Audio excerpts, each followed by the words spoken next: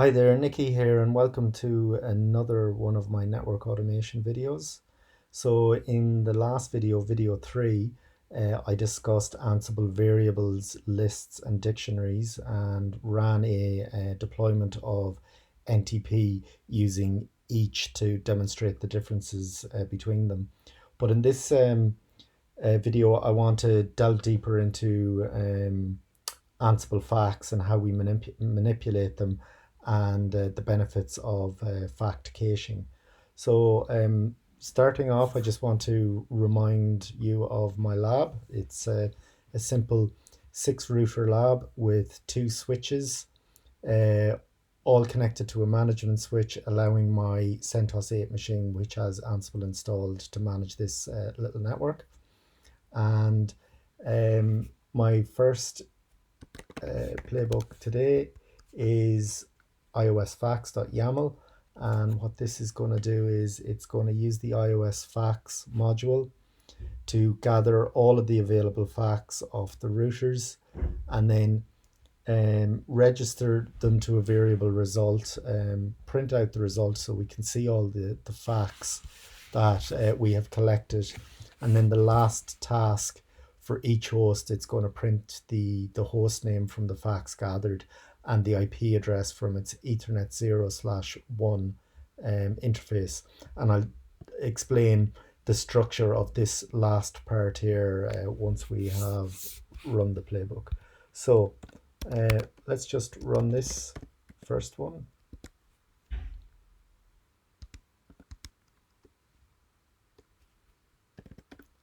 First of all, I just need to move this Ansible CFG file out.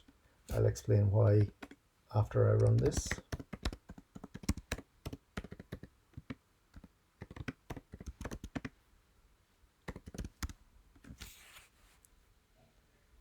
So again, it's going to run against my 6 routers, and the 2 tasks will display the output. So we're going to get quite a lot of output here in this one.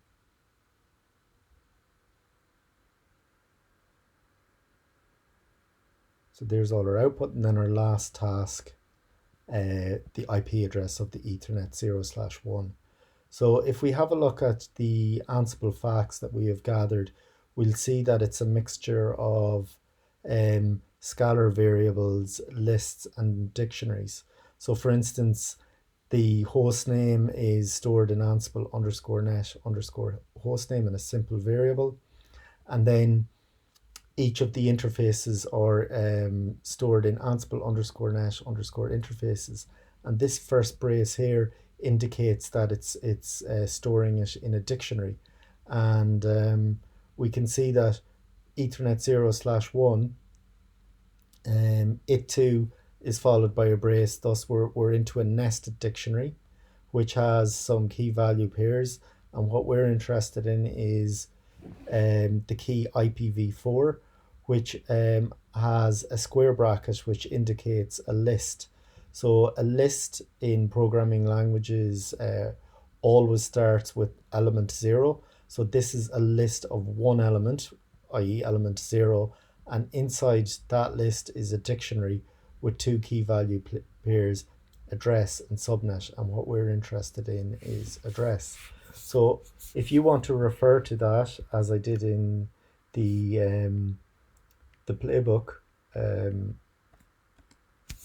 you can see in the last task I'm saying host name, double braces to indicate that I'm going to refer to a variable. So firstly, hostname Ansible _net underscore hostname is my simple variable, and the pair IP is again another double brace, and this is the structure of referring to this somewhat complicated structure. So we start off with Ansible net interfaces, and then somewhat unintuitively, the first dictionary is signified by the square brackets, and the name of the key has to be enclosed in quotes, so Ethernet 0/1, and then the inner dictionary, square brackets again, is IPv4 in quotes. And then if you remember, inside IPv4 we had a list, and the first element of that list is or any element of a list is referred to by dot and a number. So this time we've only got one element, so dot 0, and inside the list we have another key value, two key value pairs, and the one we're interested in is address in quotes.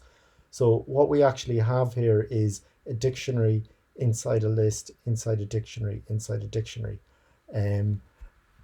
And that's how we refer to it. And you will find that you'll be referring to facts quite a lot when you're configuring your devices or running reports off your network. So where this is useful, what we've shown here is the Ethernet 01 IP address of each of the routers. And if we refer back to our topology, Ethernet 01 on each of these routers here, it's the connection up to core router 1. So if we wanted to configure BGP across these links, we need to configure our neighbor IP address, and that's where those particular variables would be useful. So what would be really useful is if we were configuring any of these routers BGP, and we wanted to configure our peer IP, that we could actually refer to the facts of these two devices here and their IP address, so we don't have to manually configure the IP in our script. And we can actually do that with putting in front of our variable the keyword host vars, and host vars indicates that you're going to seek to use a variable of another host. So if you're currently automating router 3 and you go refer to host vars router 1, it means you're looking up the a variable of router 1. And what that obviously requires as a prerequisite is that you run gather the facts from all of your devices. So what I'm going to show next is we can actually cache those facts on our CentOS machine. So rather than gathering the facts of every single device, we can refer to them in a file, and that's going to speed up your playbook. So I'm going to demonstrate how we cache and then the speed difference of using the cache versus gathering facts for each device each time. So what we first need to do is we need to instruct our Ansible CFG file to cache the facts. So I'll just bring the CFG file back into my playbook directory, and if we have a look at the CFG file, I've configured these 4 extra parameters here. So gathering equals smart, and we can see we've got 3 options, and what smart means is gather by default but don't regather if you've already cached them. Fact caching is in the format of the cache, which is JSON file format. And then the fact caching connection is telling Ansible where to store the cache files. In this instance, I'm using /fact_cache. So that's going to create a directory called fact_cache in my playbook directory, and then we can set a timeout. In this instance, I have a timeout of 86,400 seconds. And what that means is that Ansible will use these cached facts for up to 24 hours. So if you did want to use this, it would make sense that you set up a scheduled job to run, say, every night, every 24 hours, to gather those, to cache those facts again. So if there's any change in any of your devices in the interim, that your facts are kept up to date every 24 hours. So if we look at my playbook for caching my facts, I'm doing it slightly different this time. So what I'm going to do, as I described, I'm going to cache the facts to it's actually the playbook directory, but this just shows you could actually put it in any directory. But so we're going to put it in the home directory, So I'm doing it this slightly differently here because I've actually commented out the iOS facts module because I wanted to show that it's not the only way that we can gather facts with Ansible.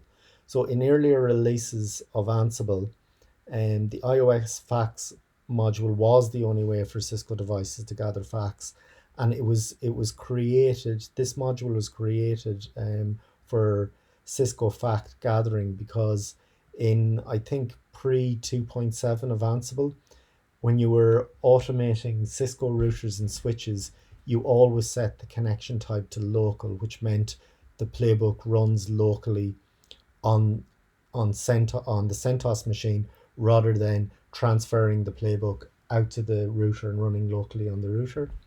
And gather facts was always set to false.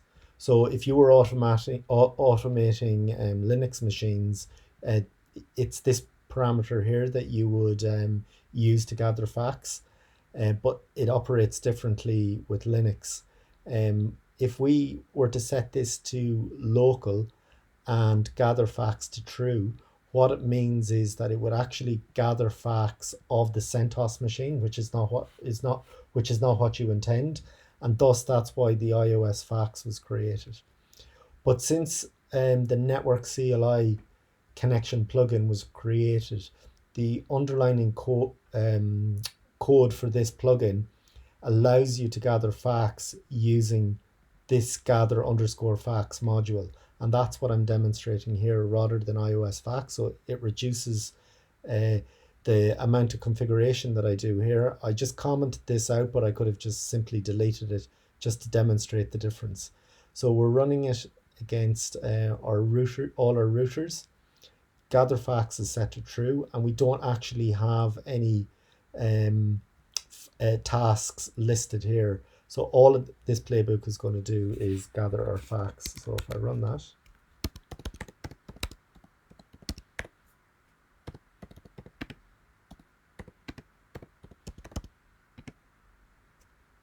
and it is called fact cache. So gathering facts with the gather underscore facts module, and it runs against each of our routers, and it should create a directory.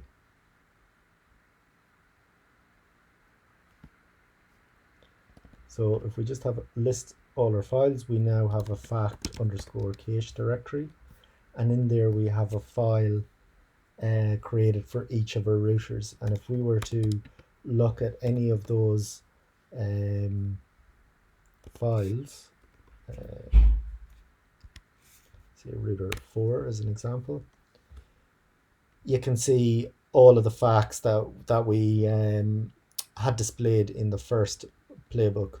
So now if we were to create a new playbook and it referred to facts, it actually looks in these files here. It doesn't require us to gather them off routers. So if we just go up and have a look at our playbook that's going to refer to those facts. So I've just got a simple playbook, verify underscore NEI for neighbor.yaml. And this time connection plugin is, I just change this here. Just call it fact check. Connection plugin again is the same, and this time I'm only running it against router 1. But in my, and of course I'm setting gather facts back to false, so I'm not going to gather facts for any devices. I'm going to run this playbook against one single host, router 1, and in each of my debug messages I'm going to run the same display that I did in my first playbook, but I'm going to refer to facts of other hosts when I'm automating router 1, and this is where I use host vars.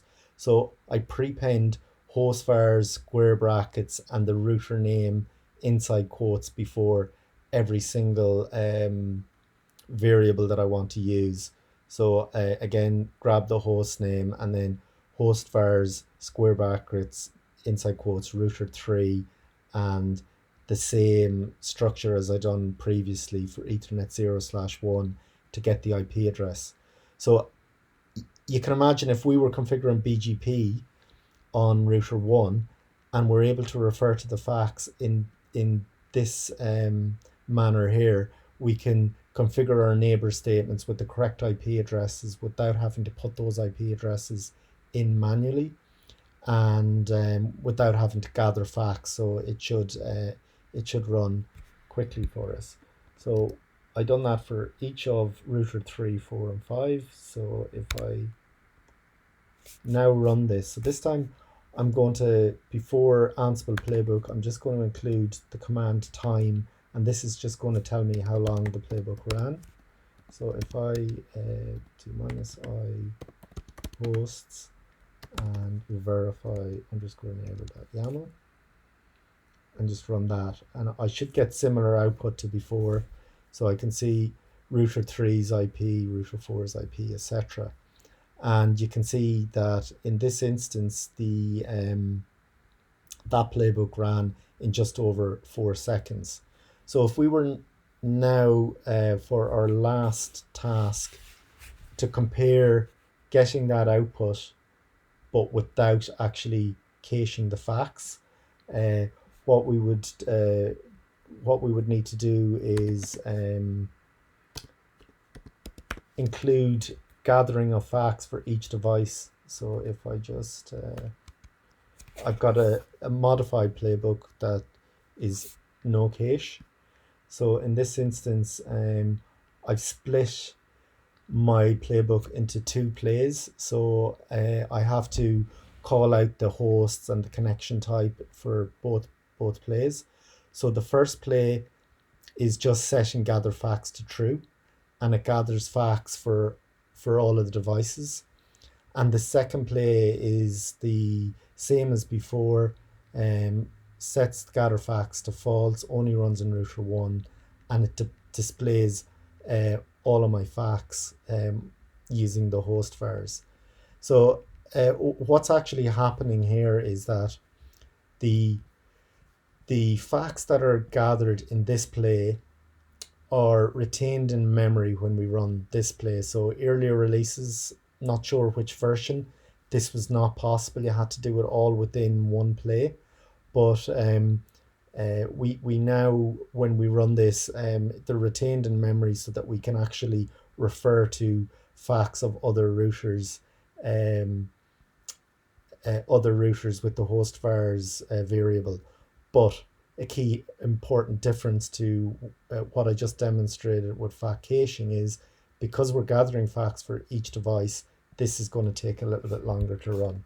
So if we run this, and I'll just move the Ansible CFG file back out of the directory, and that means that it's not going to refer to the fact cache anymore. And again, if we use the time command, and this time we run verify neighbor, Ansible playbook, Ansible-playbook -I hosts verify neighbor underscore no cache, and we run this time and see how long it takes. So previously it was just over 4 seconds. This time we need to gather facts for each router so that we can refer to them in our second play. So there's our facts gathered. And now we're referring to our host vars. And you can see we've gone from 4 seconds to 19 seconds. So that's a jump of around 15 seconds, but we're only dealing with 6 routers here. You can imagine if you were doing that for 1,000 devices, how much time that you're saving in your automation runs by caching your facts. And hopefully you'll see the benefit there of fact caching. I think it's a really useful feature of Ansible. And that wraps up this video. I hope that was helpful to show you not just fact caching, but how we access the facts, whether they're simple variables, dictionaries, lists, or a mix of all. So thank you very much.